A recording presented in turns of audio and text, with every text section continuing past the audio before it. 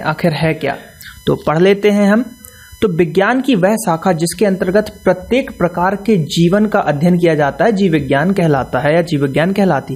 यानी कि जितने भी प्रकार के आपके जीवन होते हैं, चाहे वो जंतु में जीवन हो, चाहे वो पौधों में जीवन हो, जहां भी जीवन संभव है उसके लिए जो है ये जीव विज्ञान आपका, उसके अध्ययन को जीव विज्ञान कहते हैं।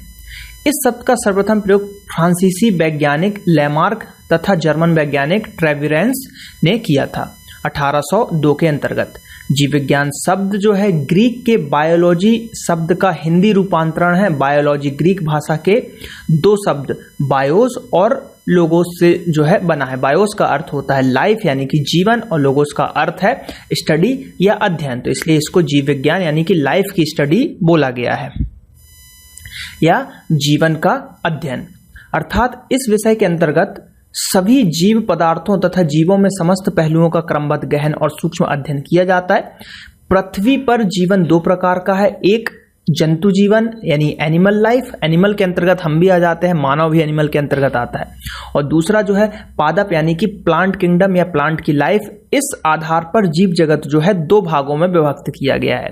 पहला भाग है आपका जंतु जगत, दूसरा भाग है आपका पादप जगत या प्लांट किंगडम। अंग्रेजी में जंतु जगत के लिए फुनाता तथा पादप जगत के लिए फ्लोरा शब्द का जो है आपका प्रयोग किया गया। यद्यपि जो जंतु जगत है वो जो है जीव वैज्ञानिक काल के विशेष जंतु के लिए, इसी प्रकार फ्लोरा शब्द जो है प्रत्येक विषय या काल से जियोग्राफिक पीरियड के लिए पादपों के लिए उपयोग किया गया है। ये इतना हिस्सा कोई काम का नहीं है, हमारे उपयोग का नहीं है। मेन बायोस का अर्थ क्या है, लाइफ। किसने बताया, तो दो वैज्ञानिकों के नाम आपको याद रखने हैं 1802 के अंतर्गत।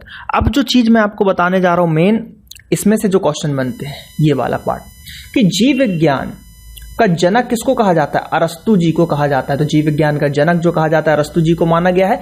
और जीव विज्ञान शब्द को 1802 में लेमार्क और ट्रेवेसी ने दिया था। वनस्पति विज्ञान का जनक थियोफ्रेस्ट को कहा जाता है या माना जाता है। इसको हम कैसे याद रखेंगे, वनस्पति यानी पेड़ पौधे, उनको बहुत ही थाम के रखना पड़ता है, बहुत ही आराम से हाथ पे थाम के रखना पड़ता है। तो वनस्पति विज्ञान का क्या हो जाएगा, थियोफ्रेस्ट, यानी कि उसको थाम के आप रख रहे हो तो थियोफ्रेस्ट। और जीव विज्ञान के जनक अरस्तु को माना जाता है। जीव विज्ञान दो भागों में विभक्त है। पहला है जंतु विज्ञान जिसको हम जूलॉजी बोलते हैं, या वनस्पति विज्ञान जिसको हम बॉटनी बोलते हैं। तो अरस्तु जी हैं, अरस्तु जी को जो है जीव विज्ञान का यानी कि जंतु विज्ञान का भी वो फादर बोलते हैं। तो father of zoology, father of zoology भी किसको बोला जाता है, आपके जो है अरस्तु जी को बोला जाता है फादर ऑफ जूलॉजी। ठीक है, चलिए। तो और जो फादर ऑफ बायोलॉजी है वो भी अरस्तु जी को बोला जाता है। तो बायोलॉजी जो है फादर ऑफ बायोलॉजी भी अरस्तु जी को बोला जाता है। तो अरस्तु जी को दो चीज बोला जाता है, याद रखिएगा, जूलॉजी और बायोलॉजी दोनों को फादर अरस्तु जी को कहा जाता है। ठीक, अब कुछ चीजें और थोड़ी सी मैं बता देता हूं आपको, जैसे कि जो वर्गीकरण हुआ था है ना, जीवधारियों का जो आपका वर्गीकरण हुआ था, तो उसके अंतर्गत जो है एक जो कैरोलस लीनियस करके साहब आए थे, कैरोलस, ठीक, लीनियस, तो इनको जो है वर्गीकी का पिता या फादर कहते हैं, father of modern taxonomy, father of modern taxonomy इनको कहा जाता है। वर्गीकी का पिता, मतलब जीवधारियों का इन्होंने जो वर्गीकरण किया था तो वर्गीकी का पिता कहा जाता है, का पिता कहा जाता है इनको। ठीक है, तो ये आप याद रखिएगा। इन्होंने जो है इनकी एक जो पुस्तक थी उसमें इन्होंने बताया हुआ है कि पादप जगत यानी प्लांट किंगडम और जंतु किंगडम दो भागों में जो है विभाजित किया गया है। तो इन्होंने वर्गीकी का बताया हुआ था।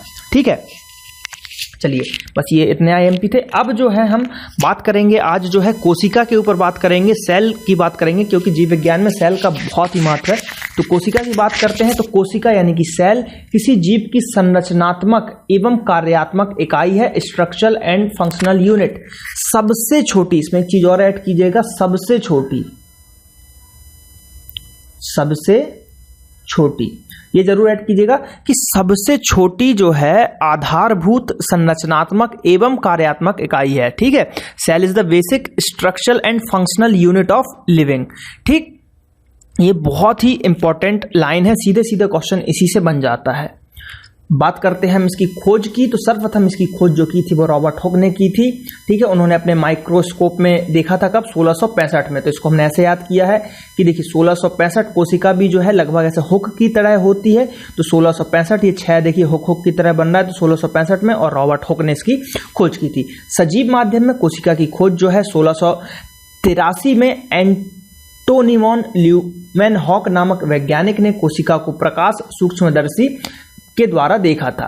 इलेक्ट्रॉन सूक्ष्मदर्शी की खोज जो है नॉल एवं रस्का नामक वैज्ञानिक की थी। कोशिकाओं की बात करते हैं तो दो प्रकार की होती हैं, एक होता है अविकसित कोशिका और दूसरा होता है विकसित कोशिका। अविकसित और विकसित नाम से ही समझ में आ रहा है कि एक विकसित यानी पूरी तरीके से विकसित हो जाएगी, और दूसरी जो अविकसित रहेगी तो वो जो है थोड़ी कम विकसित रहेगी, या उसमें जो है कुछ चीजें आपके कम रहेंगे। तो यहाँ पे चलिए आगे हम डिस्कस करते हैं। तो ये जो हमने यहाँ पे डायग्राम लिया हुआ है, ये एक प्लांट सेल यानी कि पादप कोशिका का डायग्राम, या आप फ्लो चार्ट बोल सकते हो, पादप कोशिका। तो इसके अंतर्गत जो है एक जीव द्रव्य होता है और कोशिका भित्ति होती है, यानी कि सेल वॉल होता है। जीव द्रव्य की बात करें तो कोशिका द्रव्य होता है, जिसको हम साइटोप्लाज्म भी बोलते हैं, केंद्रक या न्यूक्लियस भी बोला जाता है। कोशिका द्रव्य के अंतर्गत बात करें तो कोशिका कला, गोल्जिकाय, लवक, लाइसोसोम, राइबोसोम, रिक्तिका, तारकाय, ये सब होते हैं। ठीक, ये जो इमेजेस हैं आपको बुक्स में इजीली मिल जाएंगी, तो आप बुक्स को प्रेफर कीजिए, इनको हम आगे डिटेल में देखेंगे। चलिए, तो सबसे पहले हम बात करते हैं कोशिका के कुछ भागों की बात कर लेते हैं। तो कोशिका के कुछ भाग हैं। तो कोशिका भित्ति या कोशा भित्ति जो कि है सेल वॉल, और जीव द्रव्य जिसको हम प्रोटोप्लाज्म भी बोलते हैं। तो कोशिका भित्ति की बात करते हैं तो किसी भी कोशिका का बाह्य आवरण बनाती है, जो कि सिर्फ वनस्पति कोशिका में ही पाई जाती है। यानी कि कोशिका भित्ति जो है, सेल वॉल जो है आपके सिर्फ जो है प्लांट उसमें पाए जाते हैं। आपके किसमें? प्लांट, यानी कि आपके जो पौधों के हैं जो कोशिका, उसके अंतर्गत ये सिर्फ आपके पाए जाते हैं। चलिए अब हम बात करते हैं आगे। तो जबकि जो जंतु कोशिका होती है ना, हम जंतु कोशिका की बात कर लेते हैं। जंतु कोशिका के अंदर जो है झिल्ली, प्लाज्म झिल्ली होती है। ठीक है, प्लाज्म झिल्ली या प्लाज्म मेम्ब्रेन कहलाती है। यह लाइपोप्रोटीन की बनी होती है। जीव द्रव्य की बात करते हैं तो किसी भी कोशिका के कोशिका भित्ति को छोड़कर शेष संपूर्ण भाग जो है जीव द्रव्य या प्रोटोप्लाज्म कहलाता है। यह जीवन का भौतिक आधार, फिजिकल बेसिक ऑफ लाइफ कहलाता है। जीव द्रव्य को दो भागों में विभाजित किया गया है, कोशिका द्रव्य और केंद्रक में। जीव द्रव्य को दो भागों में विभाजित किया गया है, पहला है कोशिका द्रव्य और दूसरा है आपका केंद्रक। तो बात करते हैं कोशिका द्रव्य की, जिसको हम साइटोप्लाज्म भी बोलते हैं। तो केंद्रक और प्लाज्मा मेम्ब्रेन जो है, यह जंतु कोशिकाओं का बाह्य आवरण है, के बीच का भाग कोशिका द्रव्य कहलाता है। यानी कि जैसे ये बाहरी भाग और ये भीतरी भाग, इसके बीच में जो यहाँ पे भरा रहता है उसको हम बोलते हैं कोशिका द्रव्य। कोशिका के सभी अंग इसी भाग में पाए जाते हैं, जो कि कोशिका अंग या सेल कहलाते हैं। ठीक, कोशिका अंग जो है या अंगक निम्न है, जैसे कि आपको पता होगा अंतःप्रदीप्त जालिका, राइबोसोम, माइक्रोकॉन्ड्रिया, केंद्रक, बहुत सारी चीजें होती हैं, उनको हम डिटेल में देखते हैं। तो अंतःप्रदीप्त जालिका की बात करते हैं तो यह कोशिका का कंकाल तंत्र कहलाता है। तो मोस्ट आईएमपी क्वेश्चन सीधे सीधे बनता है कि कोशिका का कंकाल तंत्र किसे कहा जाता है? तो अंतःप्रदीप्त जालिका, अर्थात इसका मुख्य कार्य है कोशिका को ढांचा तथा मजबूती प्रदान करना। इस पर राइबोसोम लगे होते हैं जो कि प्रोटीन का संश्लेषण करते हैं। तो क्वेश्चन यहां से यह बनता है कि राइबोसोम का कार्य क्या है? तो राइबोसोम का जो कार्य है प्रोटीन का संश्लेषण करना। माइक्रोकांडिया की बात करते हैं तो इस कोशिका को ऊर्जा ग्रह या पावर हाउस कहते हैं, क्योंकि इसमें भोजन सिर्फ कार्बोहाइड्रेट का ऑक्सीकरण होता है, यानी कि भोजन बनता है। भोजन के ऑक्सीकरण को कोशिकीय श्वसन या अंतः श्वसन कहते हैं। ठीक है, इंटरनल रेस्पायरेशन कहते हैं। देखिए क्वेश्चन यहाँ पे एक ये भी बनता है कि जो जंतु कोशिका होती है उसके अंतर्गत श्वसन कौन करता है? तो उसका आंसर फिर जाता है माइक्रोकांडिया। ये एक इंपॉर्टेंट क्वेश्चन है, इसको आप याद रखिएगा। भोजन के ऑक्सीकरण के फलस्वरूप ही ऊर्जा जो है एटीपी के रूप में बनती है और संग्रहित होती रहती है। तो ये अब देखिए माइक्रोकॉन्ड्रिया की बात करें तो माइक्रोकॉन्ड्रिया जो है तो इसकी जो खोज किसने की थी, अगर बात करते हैं माइक्रोकॉन्ड्रिया की, तो माइक्रोकॉन्ड्रिया की खोज किसने की थी, तो माइक्रोकॉन्ड्रिया की जो आपको खोज की गई थी वो की गई थी आपकी अल्टमैन के द्वारा। इसके देखिए दो फैक्ट हैं, याद रखिएगा, बहुत ही इंपॉर्टेंट है, जिसमें कंफ्यूजन होती है, मैं आपको बता देता हूं। माइक्रोकॉन्ड्रिया खोज की थी अल्टमैन ने, किसने की थी, अल्टमैन ने। लेकिन अल्टमैन ने जब खोज की थी तो इसका जो नाम उन्होंने दिया था, उन्होंने माइक्रोकॉन्ड्रिया नहीं, उन्होंने इसको बायोब्लास्ट बोला था, बायोब्लास्ट बोला था। लेकिन जो माइक्रोकॉन्ड्रिया नाम दिया गया है वो दिया गया है बेंडा के द्वारा। किसके द्वारा दिया गया है, बेंडा के द्वारा जो है माइक्रोकॉन्ड्रिया जो है नाम दिया गया था। तो याद रखिएगा बेंडा के द्वारा माइक्रोकॉन्ड्रिया नाम दिया गया था, लेकिन खोजा था अल्टमैन ने, और खोजते समय उन्होंने जो इसका नाम रखा था वो रखा था इसको बायोब्लास्ट। और ये जो है 36 या 34 एटीपी में जो है पावर को तोड़ता है या उसको विभाजित करता है। ठीक, अब जैसे यहाँ पे हमने राइबोसोम की बात की थी, तो थोड़ा सा हम राइबोसोम के बारे में जान लेते हैं। तो राइबोसोम इसकी जो खोज की थी, इसकी खोज की थी पैलेडे ने। किसने की थी, पैलेडे ने इसकी खोज की थी। लगभग 1955 या 56 के बीच में इन्होंने इसकी खोज की थी। ये प्रोटीन की जो प्रोटीन का एक तरीके से आप बोल सकते हैं कि प्रोटीन की एक संग्रह होती है, बस प्रोटीन के लिए ही ये इंपॉर्टेंट होता है। ठीक है, चलिए अब बात करते हैं अगले पॉइंट की तरफ। तो लवक की बात कर लेते हैं। ये सिर्फ जो है पादप कोशिकाओं में जो है पाया जाता है। तो बात करते हैं तो ये 3 प्रकार के होते हैं, अवर्णी लवक, वर्णी लवक और हरित लवक। तो अवर्णी लवक की बात करते हैं तो ये पौधे के रंगहीन भागों में पाया जाता है। इनका मुख्य कार्य भोजन का संचय करना होता है। तो पौधे के रंगहीन भाग जैसे कि जड़, जहां पे सूर्य की लाइट नहीं पहुंचती, वो अवर्णी कहला जाएंगे। जैसे कि आलू, शकरकंद, गन्ना, यानी कि शरीर के अंदर जो रंगहीन, शरीर बोल रहा हूं, पौधे के जो जैसे जड़ को आप देखेंगे तो वो सफेद नहीं होता, वो रंगहीन होता है, पारदर्शी होता है। तो इस टाइप से जो जगह होंगी वो अवर्णी लवक के अंतर्गत आते हैं। वर्णी लवक की बात करें, ये पौधे के रंगीन भागों में पाए जाते हैं, जैसे फलों एवं पुष्पों के रंगीन भाग। टमाटर का रंग लाल जो होता है वो लाइकोपीन के कारण होता है। ये मोस्ट आईएमपी क्वेश्चन पूछा जाता है।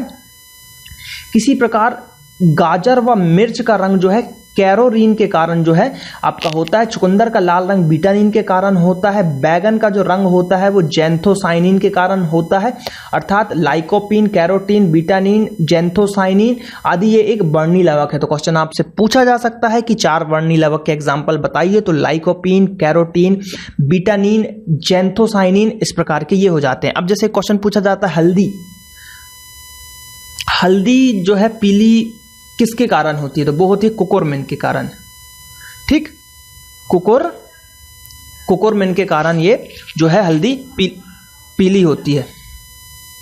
तो इसको हम ऐसे याद रख सकते हैं, हल्दी आपने देखा होगा कुछ ऐसी टेढ़ी मेढ़ी रहती है हल्दी की गांठ, और कुरकुरे भी कुछ इसी टाइप का होता है। तो कुकुरमिन या कुरकुरे इस टाइप से आप इसको याद कर सकते हैं। ठीक है, तो याद रखिएगा हल्दी का जो पीला रंग कुकुरमिन के कारण होता है। बात करते हैं हरित लवक की, तो इसे पादप कोशिका का रसोई घर या किचन रूम भी कहते हैं हरित लवक को।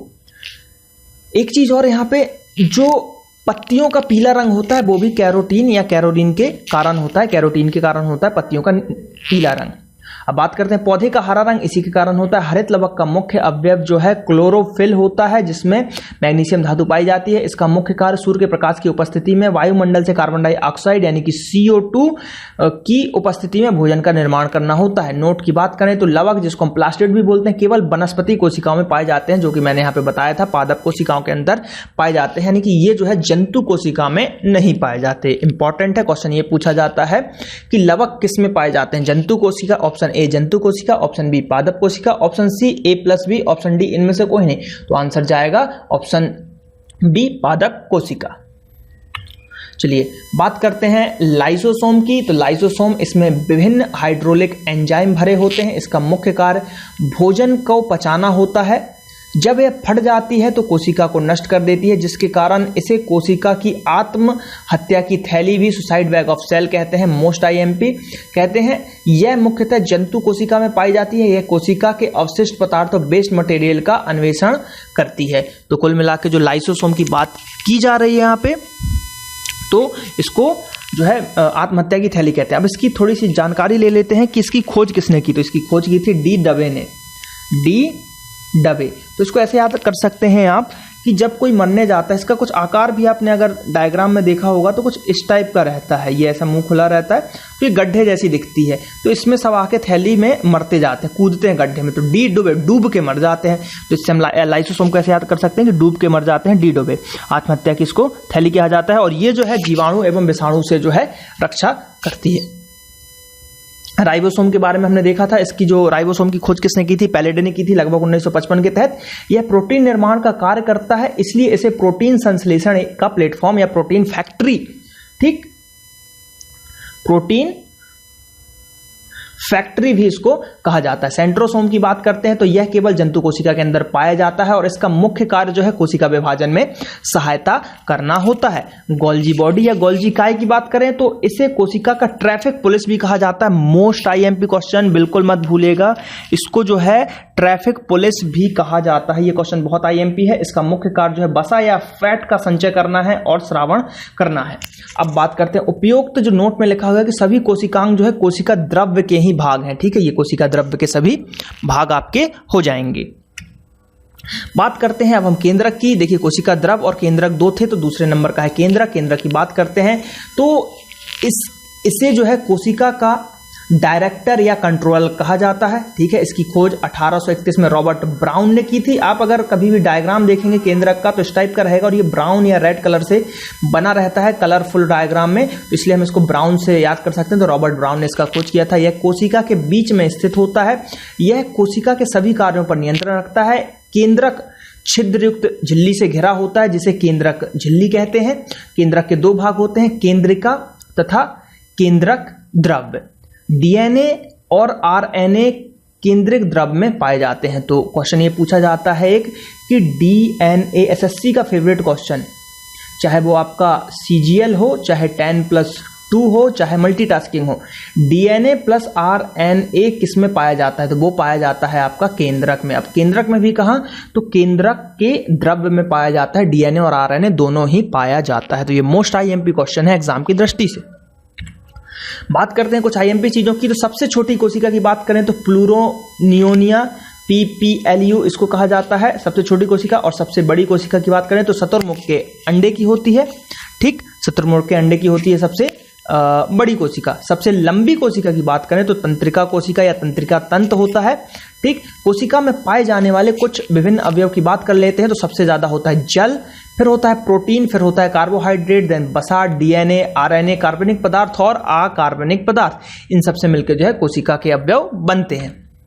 बात करते हैं कोशिका में पाए जाने वाले कुछ विभिन्न तत्व। तो ऑक्सीजन, कार्बन, हाइड्रोजन, नाइट्रोजन। तो इसको हमने कुछ एक तरीके का ट्रिक बनाया है कि ओसी है ना, तो ये बढ़ते क्रम में रहेगा। तो सबसे ज्यादा रहेगा आपका ऑक्सीजन, फिर रहेगा कार्बन, फिर रहेगा आपका हाइड्रोजन और फिर रहेगा नाइट्रोजन। तो ओसी है ना, कोई फिक्र ही नहीं है, कोशिका में पाए जाने वाले तत्व तो ओसी है ना। तो सबसे ज्यादा ऑक्सीजन, फिर सी से कार्बन, है से हाइड्रोजन और ना से नाइट्रोजन, देन उसके बाद आपका कैल्शियम और सोडियम। बात करते हैं अगले पॉइंट की। तो कोशिका के अध्ययन को कोशिका विज्ञान या साइटोलॉजी कहा जाता है। ये भी एक आईएमपी क्वेश्चन हो जाएगा आपका कि कोशिका के विज्ञान मतलब कोशिका विज्ञान या साइटोलॉजी किसको कहा जाता है? तो कोशिका के अध्ययन को साइटोलॉजी कहा जाता है। तो ये कुछ आईएमपी चीजें हैं, इनको आप जरूर याद रखिएगा। बात कर लेते हैं अब हम कोशिका विभाजन की, सेल डिवीजन। तो कोशिका विभाजन की प्रक्रिया की जानकारी सर्वप्रथम 1855 में 1855 ईस्वी में बिरचाउ, ठीक, बिरचाउ ने दिया था। तो इसको हम कैसे याद कर सकते हैं? देखिए इनके लास्ट में आ रहा है बिरचाउ। चाउ को हम चाकू कर सकते हैं, बिरचाकू। और विभाजन यानी कि काटना, यानी कि 2 भागों में विभक्त हो गया, तो चाकू से काट दिया। तो विरचाकू ने खोज की थी, तो इसको हमेशा आप विरचाकू ही पढ़िए, ना कि विरचाऊ। तो कोशिका विभाजन की जो बात करें, विरचाकू ने किया था, तो विरचाऊ या विरचाकू ने कोशिका को विभाजन कर दिया था। तो कोशिका जो है विभाजन जो है 3 तरीके से होता है। पहला होता है असूत्री विभाजन, ठीक, और दूसरा होता है समसूत्री विभाजन, फिर अर्धसूत्री विभाजन, ये सब हम देखेंगे। तो बात करते हैं सबसे पहला आसूत्री विभाजन की। तो जीवाणु नील हरित, शैवाल, ईस्ट, अवीमा तथा कुछ अन्य प्रोटोजोआ आदि जिनमें अविकसित कोशिकाएं होती हैं, उनमें आसूत्री विभाजन होता है। यानी कि जिसमें जो है अविकसित कोशिकाएं, देखिए हमने कोशिकाएं 2 प्रकार की देखी थी, एक अविकसित देखी थी और एक जो है विकसित देखी। तो यहाँ पे जिसमें अविकसित कोशिकाएं होती हैं उनमें जो है आसूत्री विभाजन होता है। समसूत्री विभाजन की बात करते हैं, तो समसूत्री विभाजन सिर्फ कायिक कोशिका या सोमेटिक सेल्स में ही होते हैं। बात करते हैं 1882 में वाल्टर फ्लेमिंग द्वारा कोशिका के इस विभाजन को समसूत्री विभाजन का नाम दिया गया था। तो क्वेश्चन ये बोला जा सकता है कि समसूत्री विभाजन जो है किसके द्वारा बोला गया था, तो वाल्टर फ्लेमिंग के द्वारा समसूत्री बोला गया था। समसूत्री विभाजन जो है इसमें इंटरफेज, प्रोफेज, मेटाफेज, एनाफेज तथा टेलोफेज जैसी 5 अवस्थाएं संपन्न होती है। तो ये मोस्ट आईएमपी क्वेश्चन बनता है कि समसूत्री विभाजन कितने अवस्थाओं में पूरी होती है। तो समसूत्री विभाजन जो है 5 अवस्थाओं में कंप्लीट होती है। कौन कौन सी? इंटरफेज, प्रोफेज, मेटाफेज, एनाफेज तथा टेलोफेज। ठीक, अगला पॉइंट, 2 कोशिका विभाजनों के बीच की वह अवधि जिसमें कोशिका स्वयं को विभाजन के लिए तैयार करती है उसको इंटरफेज कहते हैं। यानी कि जो 2 कोशिका है उसके बीच में जो बीच की जो अवधि होती है जिसमें कोशिका स्वयं को विभाजन के लिए तैयार, यानी कि अपने आप को प्रिपेयर कर रही है कि अब हाँ हमको विभाजित होना है, तो उसको इंटरफेज कहते हैं। प्रोफेज विभाजन की प्रथम अवस्था होती है। इसके अंतर्गत केंद्रक जो है विलुप्त होता जाता है, यानी कि जो ये केंद्रक है ना, कुछ इस टाइप का, वो थोड़ा जैसे इतना बड़ा होगा तो अब वो छोटा होकर थोड़ा लंबा हो जाएगा, ऐसा होता जाएगा। फिर गुणसूत्र की बात करते हैं। गुणसूत्र की अगर हम बात करते हैं तो गुणसूत्र मध्य रेखा पर मेटाफेज में आते हैं। गुणसूत्र जो है मध्य रेखा पर मेटाफेज में आते हैं। एनाफेज सबसे कम अवधि 2 से 3 मिनट के लिए संपन्न होने वाली अवस्था, इसमें क्रेमेटेड यूवी या एल की आकृति में हो जाता है। तो सबसे ये भी एक आईएमपी क्वेश्चन कि इन 5 भागों में या जो 5 प्रोसेस हो रही है सबसे कम समय के लिए कौन सा होता है, तो वो होता है आपका एनाफेज, जो कि 2 से 3 मिनट में समाप्त हो जाता है। समसूत्री विभाजन की अंतिम अवस्था को टेलोफेज कहते हैं। मतलब इसके अंतर्गत जो है केंद्रक 2 भागों में विभक्त हो जाता है और फिर वो 2 हिस्सों में आपके बढ़ जाएंगे। चलिए बात करते हैं समसूत्री विभाजन के परिणाम स्वरूप एक जनक कोशिका से 2 संतति कोशिकाओं का जन्म होता है। समसूत्री विभाजन की बात करते हैं तो समसूत्री विभाजन के परिणाम स्वरूप बने प्रत्येक संतति कोशिका में गुणसूत्रों की संख्या जनक कोशिका के समान होती है।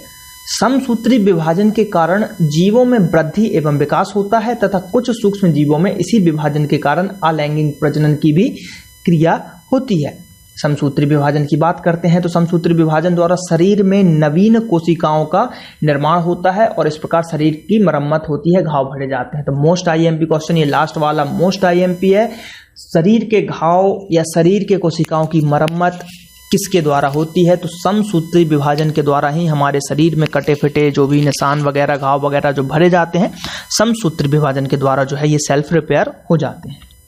बात करते हैं अर्धसूत्री विभाजन की, तो इसे जो है न्यूनकारी विभाजन भी कहते हैं। इस विभाजन का नाम जो है माइटोसिस 1900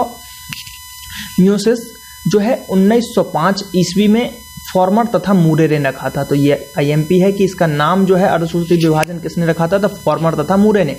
अर्धसूत्री विभाजन की ओर जो बीज मैन द्वारा की गई थी, ठीक, तथा इसका जो सर्वप्रथम विस्तृत अध्ययन 1888 में किया गया था वो स्ट्रॉस वर्गर ने किया था। यह विभाजन सिर्फ जनन कोशिकाओं में यानी सेक्स सेल्स के अंतर्गत होता है। अर्धसूत्री विभाजन की 2 अवस्थाएं होती है, अर्धसूत्री फेज 1 और अर्धसूत्री फेज 2। फेज 1 के अंतर्गत 4 अवस्थाएं होती हैं, वही प्रोफेज, मेटाफेज, एनाफेज तथा टेलोफेज। ठीक, अब यहां पे एक चीज जो है मैं आपको बताना चाह रहा हूं, जो स्लाइड या पीपीटी के अंतर्गत ऐड नहीं हो पाया है, थोड़ा सा वो कोशिका सिद्धांत या जिसको हम सेल थ्योरी बोलते हैं, तो थोड़ा सा समझ लीजिए, इसको लिख लीजिए। सेल थ्योरी की हम बात कर रहे हैं, कोशिका सिद्धांत की बात कर रहे हैं, तो इसको जो है 1838 में, है ना, 1838 में जर्मन जो वैज्ञानिक थे जिसको हम स्लाइडेन के नाम से जानते हैं, ये क्योंकि आईएमपी इसलिए मैं यहाँ पे डिस्कस कर रहा हूँ, स्लाइडेन और जो आपके जर्मन के ही एक और वैज्ञानिक थे जो कि जर्मनी के एक और वैज्ञानिक थे जो कि जिनको स्वान बोला जाता था। तो स्लाइडर और स्वान के हम नाम से जानते हैं। तो कोशिका सिद्धांत का प्रतिपादन किसने किया था? तो स्लाइडेन और स्वान। तो क्वेश्चन यही आता है कि कोशिका सिद्धांत यानी कि सेल थ्योरी का प्रतिपादन किसने किया था?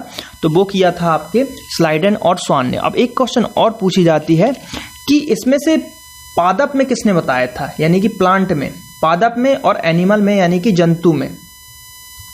तो पादप में बताया था स्लाइडेन ने और जंतु में बताया था स्वान ने।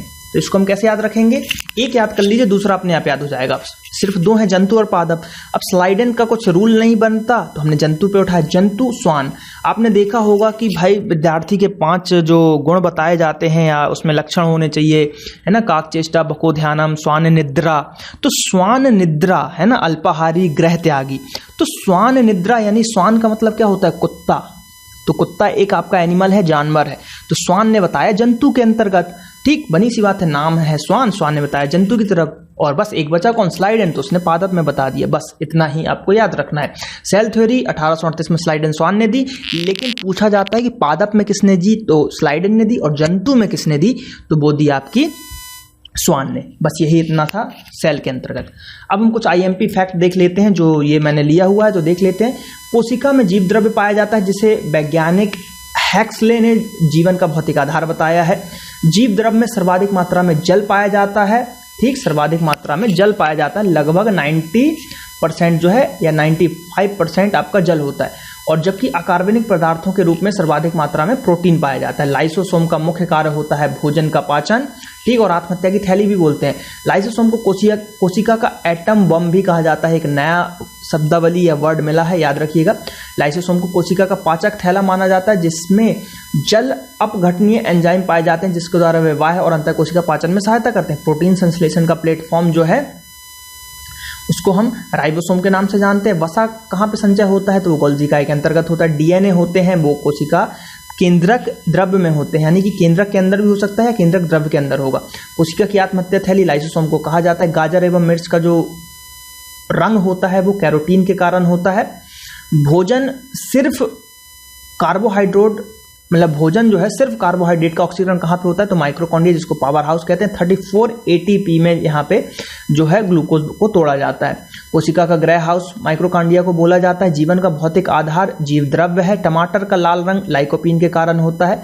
पर्णहरिम में कौन सा तत्व पाया जाता है? तो मैग्नीशियम पाया जाता है। प्रकृति की सबसे बड़ी कोशिका की बात करें तो शुतुरमुर्ग के अंडे की होती है, जबकि सबसे छोटे कोशिका की बात करें तो माइकोप्लाज्मी कहा जाता है जो एक जंतु कोशिका है, जीवाणु कोशिका है, सॉरी। कोशिका का सबसे छोटा कोशिकांग राइबोसोम होता है। ये एक आईएमपी फैक्ट मिला कि कोशिका का सबसे छोटा कोशिकांग राइबोसोम होता है। जंतु कोशिका का सबसे बड़ा कोशिकांग जो है केंद्रक होता है, जबकि पादप कोशिका का सबसे बड़ा कोशिकांग लवक या प्लास्टिड होता है। जो हमने 3 प्रकार के देखे थे, वर्णी, आवर्णी, ठीक, ये जो देखे थे उसके अंतर्गत। मनुष्य के शरीर की सबसे लंबी कोशिका की बात करते हैं तो तंत्रिका तंत्र होती है। ठीक है, नर्वस सिस्टम जो होता है उसका जो सेल होता है या न्यूरॉन जिसको हम बोलते हैं तो वो आपका होता है।